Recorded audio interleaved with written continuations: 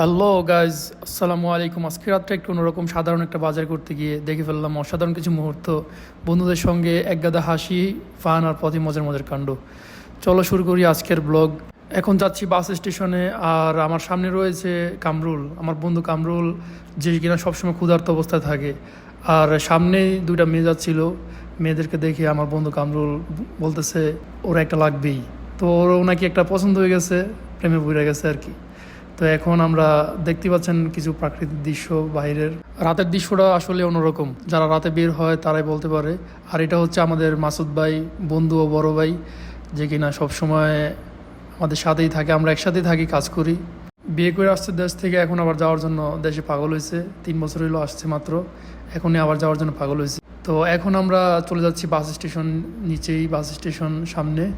তো সিঁড়ি দিয়ে নামতেছি, নামতে নামতেই দেখা যাচ্ছে বাস একটা চলে যাচ্ছে। তো এই বাসটা আমরা ধরতে পারি না, সমস্যা নেই, আমরা আরেকটা বাসের জন্য অপেক্ষা করব।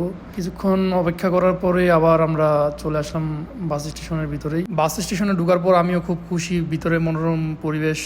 তো কামরুল বলতেছে মেয়ে দুইটা গেল, আমার দেখা পছন্দ করছে, তো সে খুব চিল মোডে আছে।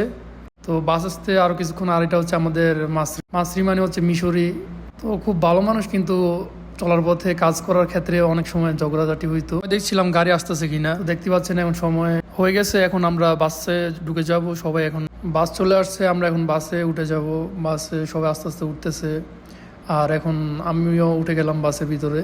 তো বাসের ভিতরে অন্যরকম একটা অনুভূতি, সবাই আমরা একসাথে থাকি, একসাথে চলাফেরা, বিভিন্ন রকম মানুষ যাতায়াত করে এই বাসে করে।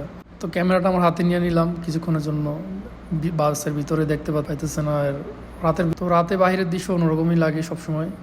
তো যারা সৌদি আরবে রয়েছেন বা আছেন, এই বাসে যাতায়াত করছেন, তারাই বলতে পারেন এই বাসে অন্যরকম একটা ফিল পাওয়া যায়, যেটা না উঠলে বোঝা যায় না।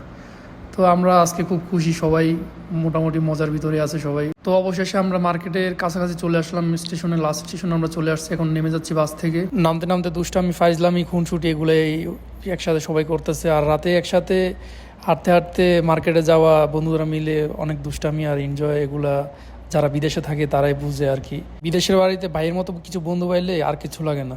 তো এখানে আমরা সবাই একসাথে অনেক মজা করতেছি। আর মাসরিরে বলতেছি আজকে কেমন লাগতেছে, সে বলতেছে আজকে অনেক ভালো লাগতেছে তোমাদের সাথে মার্কেটে আইসা।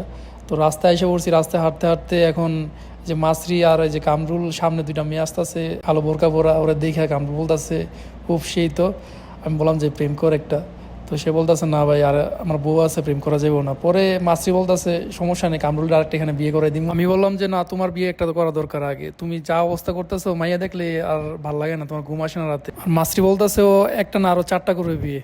রাস্তার পাশে আসতে এই সিগন্যাল পড়ে গেল, সিগন্যাল পড়লেই সাথে সাথে গাড়িগুলো সব থেমে যায় একসাথে। তো এই সুন্দর ব্যাপারটা আমার কাছে খুব ভালো লাগে। বাংলাদেশে কখনো এরকম দেখছি হয়তো, বা ঢাকার শহরে, কিন্তু অন্য অন্য জায়গায় এরকম দেখি নাই। তো এই ব্যাপারটা অনেক আমার কাছে ভালো লাগে, কার কাছে কেমন লাগে জানি না। হাঁটতে হাঁটতে মার্কেটের সামনে চলে আসলাম, আর মার্কেটের সুন্দর দৃশ্যটা উপভোগ করতেছি। আর এই দেশের মার্কেটগুলো সব কিছুই আপনার সুন্দরভাবে সাজানো হয়, এবং এগুলো হচ্ছে হাইপার মার্কেট, যেগুলো আমার আর কি আপনার সব এভরিথিং আপনি A to Z সব। তো আমরা এখন অবশেষে ভিতরে চলে আসলাম। ভিতরে দেখতেই পাইতেছেন এখানে জামা কাপড় এবং জুতা, শার্ট, প্যান্ট এভরিথিং এখানেই আছে।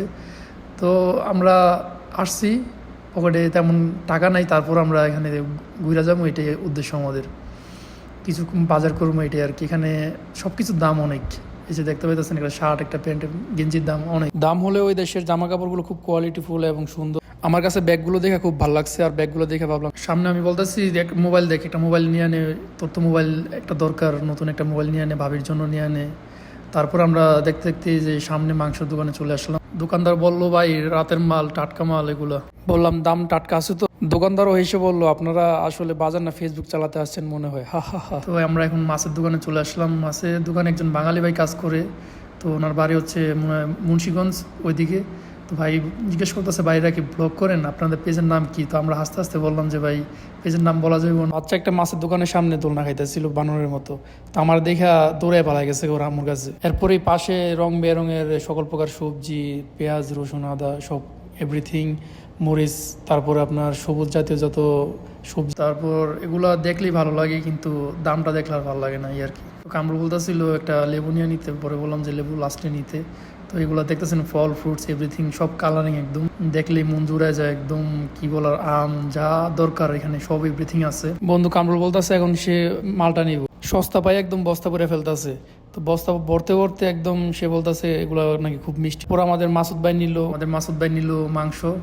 মাংস নিয়ে নাকি আজকে রাতে ভুনা হইব। তো আরও এই যে তরমুজ দেখতেছেন, এখানে সব অর্গানিক ফুড, মানে সব তাজা সবজি যা আছে, চকলেট, এভরিথিং, মানে বাংলাদেশের মতো এখানে দুই নম্বরই চলে না।